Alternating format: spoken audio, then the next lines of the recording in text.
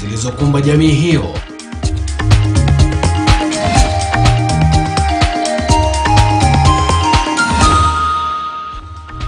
Kabisa ni furaha iliyoje kuungana nao ya alasiri hii ya leo. Karibu, matumaini yangu kwamba alasiri yako ni njema kabisa. Tuungane kwa takriban saa nzima nikikupasha taarifa kutoka kila pembe ya taifa hili tukufu la Kenya. Mimi ni Suleiman Yeri.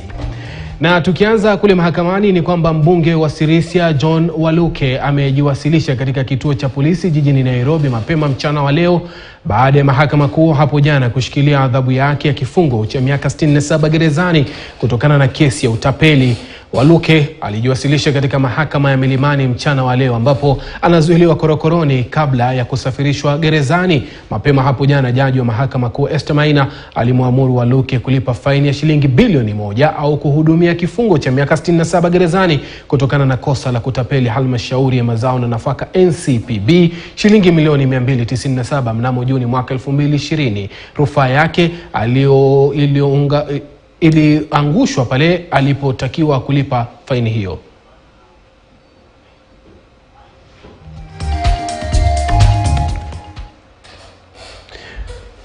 Na naibu rais Rigathi Gachagua amewahakikishia wakazi wa Mlima Kenya wanaokumbwa na baa la njaa kuwa hali ya kiangazi kirefu kitaendelea kuathiri, lakini watapokea misaada ya vyakula kwa wakati ufaao. Akizungumza huko Madhira katika kaunti ya Nyeri, amesema kwamba ataongoza mkutano wa kuja na mbinu za kupambana na athari za ukame na kisha kupeana mwongozo kuhusu pendekezo la aina ya misaada itakayotolewa na serikali. For people who are likely to face starvation, the government is clear that we cannot allow anybody to die. And I want to assure the people of Kenya that we are not sleeping. Something is being done. And in the next few days, a lot of help will be coming through. I am aware, as you say, that on top of the ASAL areas, there are areas that are not designated as arid lands where there is a big problem. We have a big problem in Kieni constituency in Nyeri. We have a big problem in Ruguru Ward in Madera, that is Gatunganga area. We have a problem in Makuyu, Idanga area, Kakuzi. We have a problem. We have a problem in Daragwa. We have a problem in Deya Karai. We have a problem in Bere North and Bere South. We have a problem in Taraka. And all those areas have been identified and the needs have been assessed. We are still debating on whether we want to do all the real food or want to do the cash transfer program so that we avoid wastages and so much money being spent on logistics. That is a decision that we'll have to make in the next 2 days. But definitely something is being done about it. Tukisalia katika maswali ya kiangazi, zaidi ya watoto milioni 1 kutoka mataifa wanachama wa muungano wa IGAD ikiwemo Kenya wanakabiliwa na tishio la kusitisha masomo au hata kuangamia kutokana na kiangazi na njaa. Hayo yamebainika kwenye kikao maalum cha wajumbe wa IGAD na washirika wengine kwenye kongamano la kujadili njaa na usalama wa chakula katika Afrika Mashariki na upembe wa Afrika. Waliozungumza kwenye mkutano huo walikitaja kiangazi kinachoshuhudiwa kwa hatari zaidi kuliko miaka ya hapo awali. As you may know, in Kenya, drought was declared as a national disaster on September 8, 2021. Currently, 4.35 million people are experiencing severe acute food insecurity in 23 ASAL counties and in need of humanitarian assistance. Further, 942,000 people, the cases of children aged below 6 to 9 months are acutely malnourished, in addition to 134,000 cases of pregnant and lactating mothers who are acutely malnourished and in need of treatment. As a result of the drought-driven crop stress, Kenya has recorded poor harvests and livestock mortality of about 2.4 million as at June 2022. There are 3.7 million children who might not return to school or who have already dropped out of school. Beyond the life-threatening aspect of this crisis, it is a crisis of a lost generation for our region. This is not business as usual. This is hard and it's difficult. That is why we are here today, to give impetus to a paradigm shift in food security and sustainable food systems policies in East Africa. If we continue like this, by December, the level of famine in some of these countries will be greater than the 2011 famine. The biggest challenge now is to adapt to climate change at a speed that is conducive to prevent an acceleration of people being food insecure, people being undernourished, and conflict over natural resources. Gavana wa Pokot Magharibi Simon Kachapin ameshangazwa na tukio la kupata bidhaa zilizofaa kuwanusuru waathiriwa wa maporomoko ya ardhi mwaka 2019 katika maeneo ya Nyarkulian, Tamkal na Parua zikiwa zimehifadhiwa kwenye makazi ya gavana huko Kapenguria takriban miaka 3 baadaye. Vifaa hivyo vinajumuisha mavazi, matanki ya maji na magodoro. Mwaka 2019 vijiji vya Nyarkulian, Tamkal na Parua viliathiriwa pakubwa na mafuriko pamoja na maporomoko ya ardhi na kupelekea vifo vya zaidi ya watu 50 na maelfu kufurushwa makwao. Donated by well wishers kupelekea hiyo watu. Lakini imekaa from all those years. So oversight. Donated by Rift Valley Waterworks Development towards the families affected by the West Pokot landslide. So kwa sababu tumeongea, wacha tuite mabati na vyakula na mambo mengi silifichwa kimakusudi ili watu binafsi wafaidike. Na hii ndio inaonyesha vile hii serikali ambayo nimechukua ilikuwa imeosa ama ilikuwa imeenda chini sana. They had gone very low to an extent of hiding things meant for victims of landslides. And I've come here to show you, and I've told even the county assembly members that you have to offer your oversight role so that whatever is given either through donation or through budgetary allocations, then they must go for the meant victims or the meant people or for the intended purpose. Na baadhi ya viongozi kutoka kwenye vuguvugu la bunge la mwananchi wamesema wako tayari kutembea kote nchini kuhakikisha serikali inatekeleza miradi iliyoahidi na Rais William Ruto. Wakizungumza hapa Nairobi, viongozi hao wamesema ni jukumu la serikali kuwatumikia Wakenya wote bila kujali kibali wala waliowachagua. All 47 counties ndio tujue ya kwamba hiyo kazi serikali imesema ya fertilizer inafikia wananchi. Ndio hao wananchi juu sasa ni msimu wa kupanda mahindi, wa kupanda vyakula. Hiyo chakula iweze kupata fertilizer na mbegu iweze kutoa. Haya, tukisema kitu kingine serikali inafanya. Tunajua ya kwamba juzi mliona His Excellency the President akilaunch program ya affordable housing. Wamesema watabuild over 500,000 units. Na sio Nairobi pekee, kila mahali pande zote za Kenya. Ili Wakenya wale hawana nyumba, wale wako na nyumba lakini wanakaa mahali sio pali ya dignity, waweze kupata mambo ya nyumba. Our work is to check the government. Na hii ndio maana tumeleta mtu ambayo anajua, ana ujuzi na ana hekima ya kutuongoza vile tutacheck the government. Na warsha ya mafunzo kwa maspika wa mabunge ya kaunti imeng'oa nanga hii leo katika kaunti ya Mombasa. Miongoni mwa waliohudhuria ni spika wa seneti Amason Kingi. Ripota wetu Tobias Chanji amefanya mahojiano na baadhi ya maspika. Naam, tunakuja moja kwa moja kutoka kaunti ya Mombasa ambapo kuna warsha ya maspika wa kaunti zote 47 ambapo wanakuja tu kufunzwa namna jinsi watakuwa wanafanya shughuli zao katika mabunge tofauti katika kaunti hizi. Na wale ambao tunatarajia kuwa watakuwa wanahudhuria labda kikao cha leo ni spika wa seneti ambaye ni Amason Kingi pamoja na mwenyekiti wa baraza la magavana ambaye ni gavana wa kaunti ya Kirinyaga ambaye ni Anwa Iguru miongoni mwingine. Lakini kwa sasa tu nitaweza kuzungumza na spika wa kaunti ya Mombasa Harub Hatri, ambapo yupo katika kipindi chake cha pili. Labda tukutuelezea yale ambayo anatarajia hii leo, na labda kama kaunti ya Mombasa tutarajie sheria kama zipi ambazo zitaikwa baadaye. Asante ndugu yangu.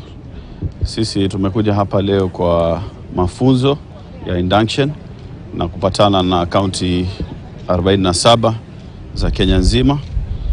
Ndio vile umesema tunasubiri speaker wa Senate aje ndo afungue hichi kikao kwa siku 3 ili tupate kupata mafunzo mazuri ya kuendeleza hizi kaunti zetu 47. Yes. Wewe ni miongoni mwa maspika wachache sana ambao wanarudi kuhudumu katika kipindi cha pili. Labda baadhi ya miswada ambayo ishapitishwa na ile ambayo mnaangalia kuwa labda itakuwa ndio itapewa kipaumbele haswa katika kaunti ya Mombasa. Miswada ambayo tumepitisha katika kaunti ya Mombasa kutoka serikali iliyopita, kuna waheshimiwa MCAs wengine wamekuja wapya ambao nimeangalia vision yao, wako na matarajio mazuri ya kusaidia wananchi wetu wa Mombasa. Mswada ambao ukiangalia sana hata gavana wetu Abdulswamad Sharif Nasir, ambao hiyo mswada anaangalia sana ni upande wa finance bill. So ni kitu tunatarajia ukipata hiyo ni biashara yetu ya kwanza, kuhakikisha mwanzo tumeteremsha bei zile vitu ambao zimewekwa katika finance bill ili watu wa Mombasa wapate kufaidika na hiyo finance bill. Na huo ndo mswada wa kwanza ambao gavana mwenyewe najua tumeongea naye kwa mara nyingi na tunajaribu kurekebisha hiyo finance bill. Tumeona finance bill iko na mambo mingi sana, items nyingi, over 1000 items ambazo tukiangalia hizo items most of the time utapata watu wa collect ushuru wana take advantage of those items. So tunataka kujaribu kupunguza hizo items na zikuwe za bei ya nafuu ili zipate kufaidisha ndugu zetu wafanyakazi wa kaunti ya Mombasa. Vile vile nafikiri mmemsikia gavana mwenyewe akisema kwamba utapata saa nyingine kuna issue ya unaambiwa mtu ulipe hapa fire license, hapa mwingine unaambiwa ulipe leseni tofauti, nyingine huku leseni tofauti. So tunataka kujaribu kuzileta leseni zote kwa pamoja na kwa bei ya nafuu ili iweze kufaidisha mwananchi wa Mombasa ambao sisi ndo wametuandika kazi. So sisi tuko pale kurekebisha, tuhakikishe pia maisha yao yanakuwa nafuu. Asante. Shukrani bwana spika na kutakia kila laheri. Na vile vile tutakuwa tunazungumza na spika kutoka kaunti ya Lamu, ule ambaye amezungumza awali ni mkuu spika wa kaunti ya Mombasa na ambaye anahudumu katika kipindi cha pili. Tutapata spika wa Lamu ambaye anahudumu katika kipindi cha kwanza. Labda tujitambulishe kwa Kenya na utuelezee agenda ya Lamu ni ipi. Kwa majina naitwa Azhar Ali Mbarak. Mimi ndiye spika wa Lamu County Assembly. Nafikiri wengi wenu mnajua tuko hapa kwa warsha ya mafundisho ya siku 2-3 ili kuelezewa to some basic things that the speaker need to do ama the assembly is supposed to do. Kusema la kweli nimekuwa diwani kuanzia mwaka 2007, nikachaguliwa kama MCA wa kwanza mwaka 2013, nikachaguliwa tena mwaka 2017, nikachaguliwa tena mwaka 2022. Nika step down, nika resign, nikapigania uspika, nikachaguliwa kama speaker. So wanasema ni weta style. Nashukuru wananchi wa Lamu na members wa County Assembly kwa jumla kwa kuweka imani yao na kujua that naweza kuwa speaker. Hivyo baada ya kwa kama mwakilishi wadi kwa miaka hiyo yote, kuna masuala ambapo utaona ni muhimu sana na ambayo yatapewa kipaumbele labda na bunge la kaunti ya Lamu? Kusema la ukweli, masuala muhimu upande wetu wa Lamu ni miundo msingi. Unajua Lamu imekuwa imetengwa kwa muda wa miaka mingi tangu Kenya tupate uhuru, lakini tunashukuru serikali hii ambayo kwamba imetoka, serikali ya Jubilee ya Uhuru Kenyatta, tumeweza kupata miundo msingi mingi sana. So leo naweza sema ile kazi ambayo kwamba tumeweza kufanikiwa kuitimiza kwa muda wa miaka hii 15 ni kazi kubwa sana. Lakini unajua kawaida kazi hazimaliziki. lakini sasa hivi maybe nikisema challenge kubwa ambayo kwamba tuko nayo upande wa Lamu County ni in terms of revenue yetu kama serikali ni kidogo sana ambayo tunapewa, na yet tuko na majukumu mingi sana. Lakini nikinukuu mazungumzo ya president wetu William Ruto, ni kwa kuwa katika serikali yake ataweza kuzipatia kipaumbele serikali za ugatuzi, ili na watu waone pamoja na yale majukumu ambayo kwamba kikatiba yametengwa kwa kushughulikiwa na serikali ya kigatuzi, yeye amechukua ahadi kwa kuwa atapeana hayo majukumu pamoja na resource, ili serikali za kigatuzi ziweze kutimiza na ziweze kushughulikia mambo kama hayo. So naweza kusema kwa maspika wenzangu walionitangulia that assemblies za mwaka huu ama za hii ambao tamu tumeingia, mimi pia nikiwa mmoja wao, tutakuwa na kazi nyingi sana, kwa sababu ikiwa serikali kuu imeamua kuleta majukumu kwetu yale ambao ni yetu, so tutakuwa na harakati nyingi, tutakuwa na kazi nyingi, na tutakuwa na majukumu makubwa sana kuweza kuhakikisha zile resource ambazo kwamba zitakuwa zenye kuongezwa na za kuletwa mashinani vipi zitafaidi wananchi. Shukrani sana mheshimiwa.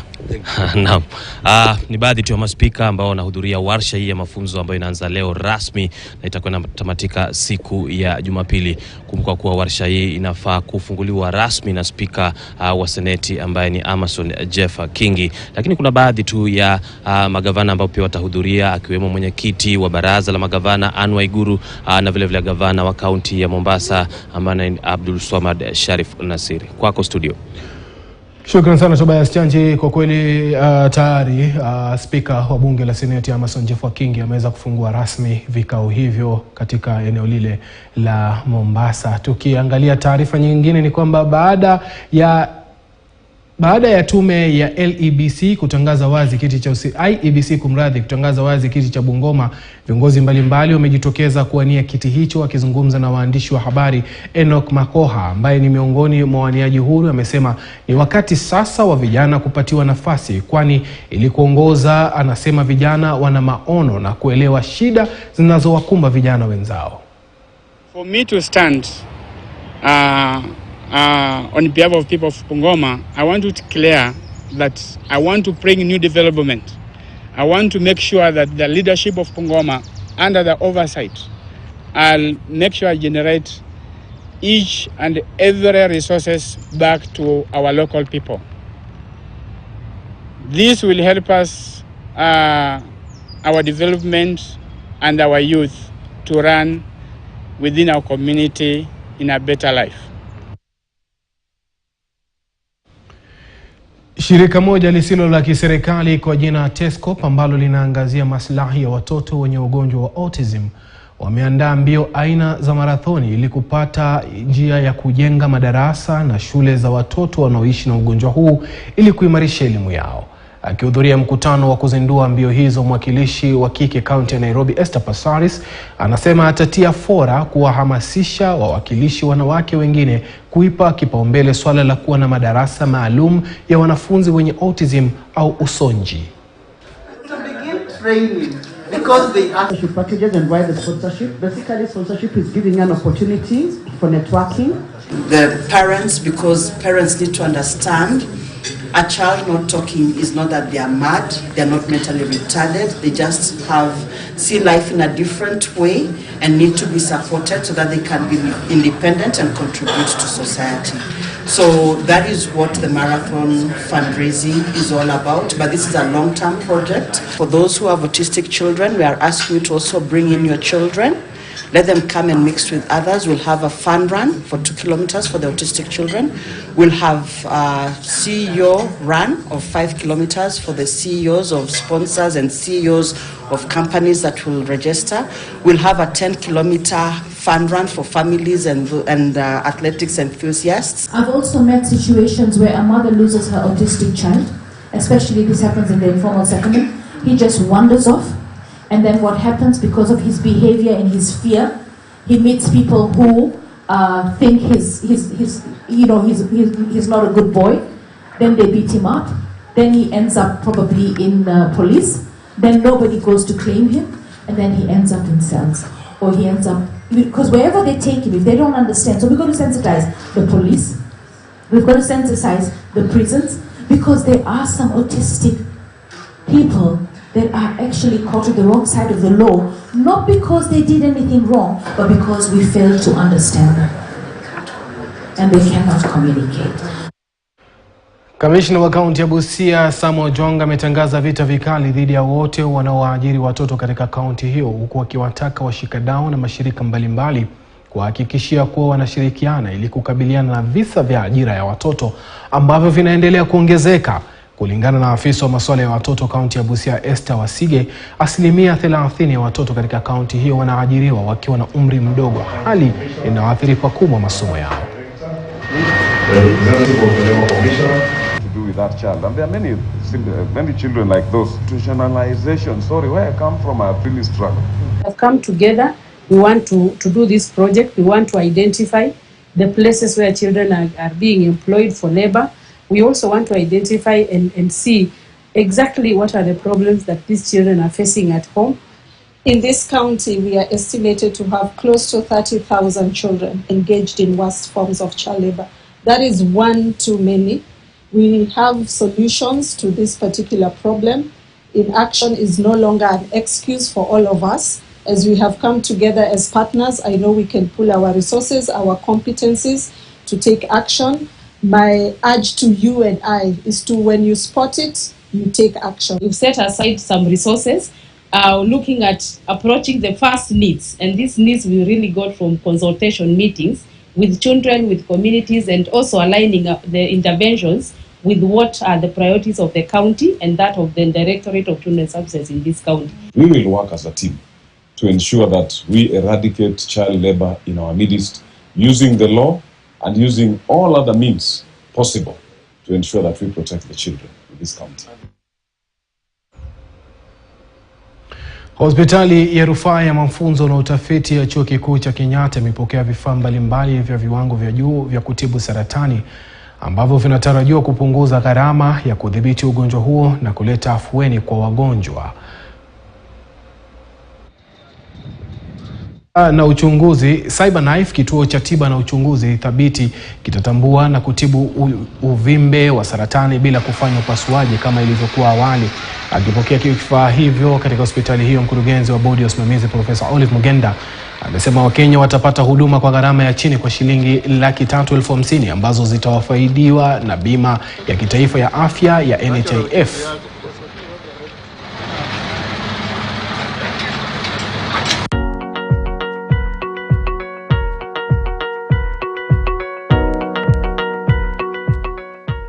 The CyberKnife we received today shall come in handy in providing precision treatment.